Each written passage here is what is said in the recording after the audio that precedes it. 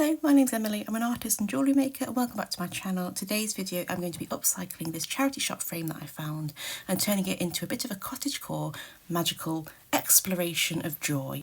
I started off by applying a few coats of gesso first just to make sure that the base was nice and even in terms of tone so I could go over all the painting because I wanted the painting to actually come onto the frame as well. On top of the gesso base, I applied the Winsor & Newton Galleria acrylic in powder blue mixed with the Amsterdam acrylic in sky blue light, just to make sure everything was nice and even, and I wanted the background to be very blue, kind of like sky blue-esque as a bit of a nod to spring. After that I applied some masking tape because I wanted to add some vertical lines, not only on the initial painting part of the frame but also onto the frame because I do want the painting to come onto the frame border as well. So I thought by adding the vertical lines it really gives that impression of like a free-flowing painting, no borders, no restriction in that respect. And then in the exposed parts of the vertical lines I then applied my Turner Acryl Gouache in Horizon Blue. It's that perfect rich, not too warm, not too cool sort of turquoise aqua shade. It really does remind me of like a rich sky colour and it matches the blue tone just a little bit darker from underneath. I removed the masking tape. Obviously some elements were a bit blurred because it isn't a flat surface, so then I went in just to give that basic impression that it was a perfectly straight line and filling in the bits that did blur slightly. I wanted it to keep it nice and sharp, so I just used a really small Filbert brush and the rest of that sort of powder blue sky blue mix just to make sure it was really nicely sharp. But again, it is the background, there's going to be stuff on top of it, so I wasn't too finicky with it. I just wanted the impression to be there.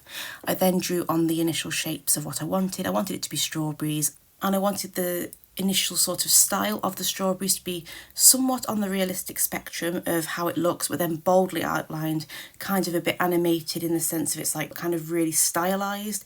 I don't know how else to describe it, but I had the vision in my head and trying to find the words to describe that is tricky. I then went in with some greens. I went with my Vallejo Chrome Oxide green and some Payne's Grey from Galleria and the pale olive, and then also from Vallejo I think I used the olive green as well and really just mixed all those colours together. I think I used Amsterdam's Hooker's green as well and mixed that with the Payne's Grey just to get a really nice depth to that. Again with this it was basically outlining where I want the leaves to be, really working on that composition first, and then once all of those kind of initial components are there I can then work into the more stylized things from Posca markers and whatnot. But I really did enjoy just blending all the colours. It was so therapeutic and I'm really pleased with really trying something different with my like surfaces. I'm really used to things like flat paper, flat canvases and whatnot, so this was going to be a little bit of a different sort of trickier element, but then I was used to kind of polymer clay and relief work as well, so I thought, you know what, let's give it a go. And I had these frames from the charity shop and I had this idea of kind of making a trio. I have got a green and a pink one that I'm going to work on next, but I thought I'd film this blue one first just as a documentation of me trying something different and not just a flat canvas but also a frame. And I really had this vision in my head, and if it was going to work out well I thought it would be really worth documenting. I really like to see the stages of my progress because I'm one of those people that I have a lot of different things that I like to work on, from polymer clay to painting to crochet, that when certain elements of those mediums progress, I like to make sure that I can document that. So when I have that little bit of imposter syndrome, I can really show that, you know, I am really trying to develop those skills and try something different and be a little bit braver and not just stay in my comfort zone. But also if it doesn't work out, not to beat myself up about it. It's about experimentation. It's about not being too scared to try something different.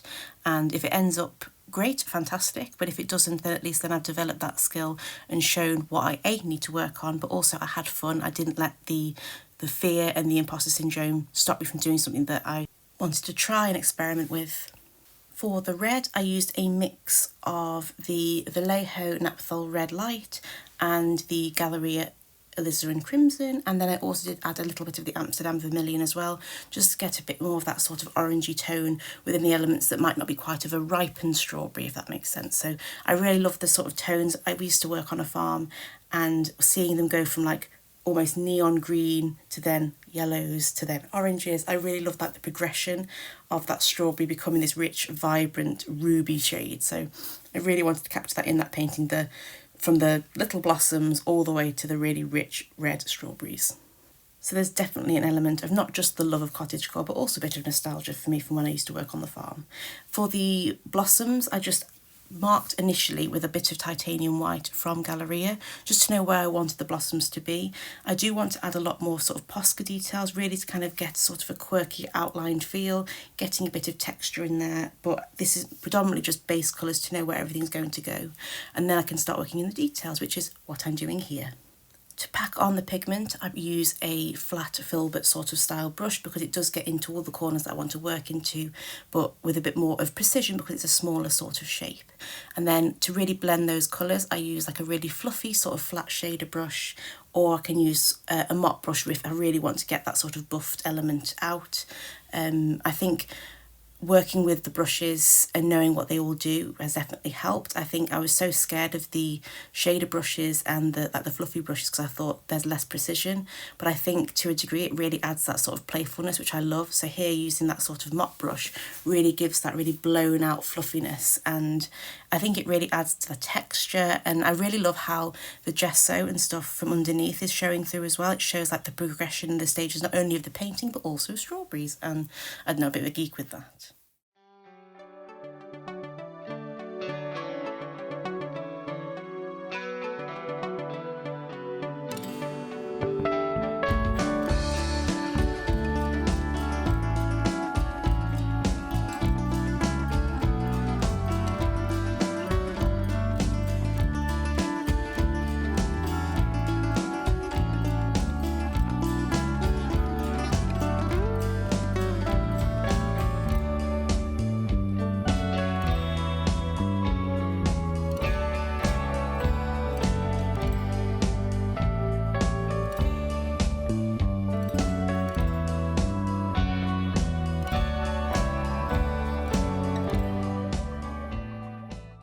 As much as I wanted the contrast between the reds and the greens to be very apparent, I did want to have some element of cohesion within the greens as well. So I added a little bit of that greenish yellow that I had for the more unripened strawberries and added that to a bit of the edge of the leaves, kind of to give that sort of nod to how everything sort of comes together in the life cycle of the strawberry, but it also adds a really nice zestiness and brightness, like a luminosity to the other parts of the painting. So anything like compared to the really dark greens next to it just looks darker by having that really nice vibrancy next to it.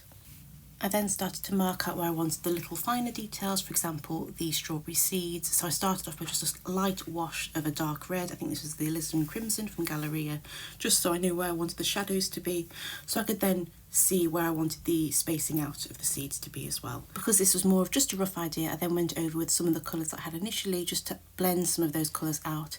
I wanted there to be a lot of softness in areas because then I wanted to go over with Posca markers to make things just a little bit more, I don't know, like I said, stylised.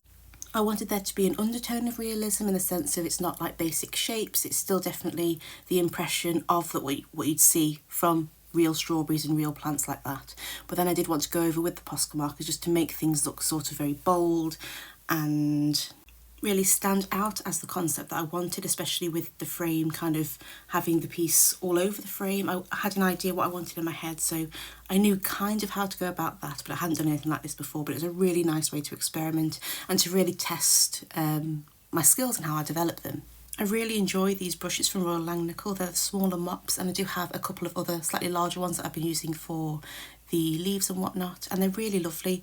I believe they're synthetic, so they do dry really quickly as well, so if I wanted to mix colours and wash and then go back with another colour, they're really lovely. As for packing on the pigment, I really enjoy the Pro Art brushes. I love the Filbert. I've got a few sizes of the Filbert and they really are so smooth. They feel good quality. They don't feel like they're going to fall apart in my hand when I'm working with the paints. They dry beautifully. I think I'm starting to realise that you do get what you pay for when it comes to brushes and stuff. I don't mean spending £30 on a brush. That is not within my budget. But these ones are slightly more, I would say that the quality is just slightly better and you do pay just a little bit more, and you know, you get what you pay for. I've really been enjoying using these. I have quite a few of the smaller fine liner brushes as well that I've been really enjoying from Pro Art, so just letting you know that those brushes are fantastic.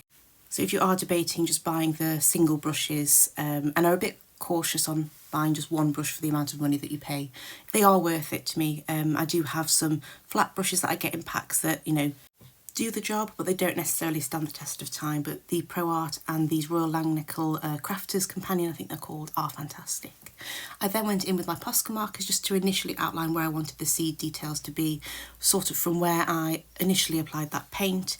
And I think that really helped because I kind of had an idea on what I wanted to do and where everything was going to go, that sort of composition of where the details were going to be. I believe this size of the black Posca is the 1M. I like these because they are really sharp in the line. They can get a really fine point, but they aren't quite so petite as, say, the 1MR, which is more like the fine liner. I really like the control that these ones have as well. I believe the other ones I use are the 3M. Anything that I am using within this piece I will link below with the appropriate links. They will be affiliate links, so if you do purchase from using them, I will gain a small commission, and that is a great way to support my channel without costing you any extra. But if you don't fancy doing that, there will be the names of the products as well, so if you wanted to search for them yourself as well, you can see what you're searching for.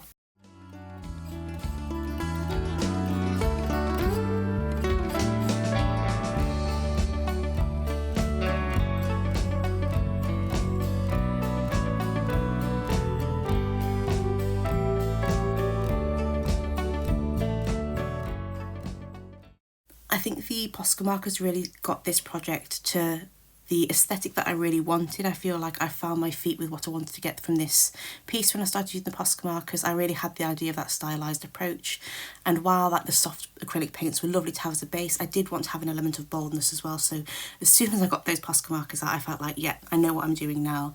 I felt a bit more confident in my decisions. So I was like, is this going to work? I don't know, we'll have a go. And I think that's a lot of artists can relate to that when you have an idea, and is it going to turn out the way you want it?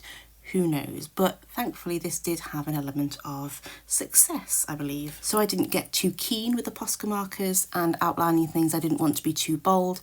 I started off with the dark green so I could just use that as foliage and just mark out where I wanted the bolder elements to be.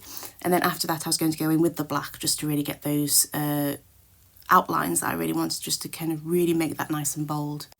But the dark green was definitely a way of warming up, getting the feel for what I wanted to be bold, what I wanted to be soft, and just really map out that composition of where I wanted the focal points to be, and then also the bits that I wanted to kind of add to the aesthetic but not be quite so obvious and be more within the background, but it still adds to the piece, but it isn't the thing that you focus on straight away. I did want a bit more dimension within the flowers, so I added like a warm neutral grey and a buff titanium just to get that impression of the petals almost folding around the strawberry fruit centre. And I love how the strawberry fruit centres, the ones that we saw at the farm anyway, with this really rich, almost neon green yellow, really, really bright. And you don't often get that sort of element of brightness. And I just loved watching how then the next day I went over, the bright yellows had turned to like a really warm, almost orangey yellow. And it was just fascinating to see. This is what nature does and all the colours of nature. It just is very nostalgic for me, so I really wanted to capture that within this painting as well. Once I got everything almost sorted with the colours, I then wanted to go back in with just a little bit more brightness, because you know me, I love me some brightness. So on the elements I want to just add a bit more yellow, for example, the more unripened strawberries in the centres of the blossoms. I just knew I wanted to get that just properly bright and yellow, and then I could start working in with the finer details, for example, the bright white highlights. I don't tend to like to do the bright white highlights straight away, but this wasn't really the finishing touches to that extent. I wanted to make sure that I had a basic idea where I wanted the highlights to be and how it looked first, just as like a bit of a testing the water situation. So then I went over with the really bolder outlines, which definitely took a lot longer, but I love the finished effect. I think it really captures that stylized approach that I tried to really make apparent within this painting. I wanted it to have that sort of texture. It reminds me of a style that we saw in the tattoo world called New School, and it's the sort of thing I wanted to replicate within this painting. Obviously not to that extent. Some of the New School artists are insane in the tattoo world, but I just had that as like an idea of how I wanted the textures and the sort of composition to look. I think I wanted it to be, again, like I said, stylized. Just to push myself out of that comfort zone that I'm quite familiar with in terms of like the realism and the soft impressionism. So I thought, let's try something different. And this is the finished piece. It was definitely challenging with the border as well, being slightly raised and trying to get all of the details within that to kind of come out, but not to a point where it kind of ruins the composition. I'm really, really proud of it. I think the chunky vertical line background as well really sets it off as well. I'm really pleased that I went with my gut and did that as a decision before I started working on the actual strawberries themselves. just really proud. I really tested the water with what my comfort zone was allowing me, and just trying to kind of get those demons away from my head and just say, you know what, have a go. The worst thing that will happen is you have to gesso over it and start again. And I didn't need to do that, so I would say that's a success. And with that, that's the end of this video. I really hope you enjoyed this video. If you like this video or like me, please do subscribe to my channel. I'd love to have you here and join me on all of my arty endeavours.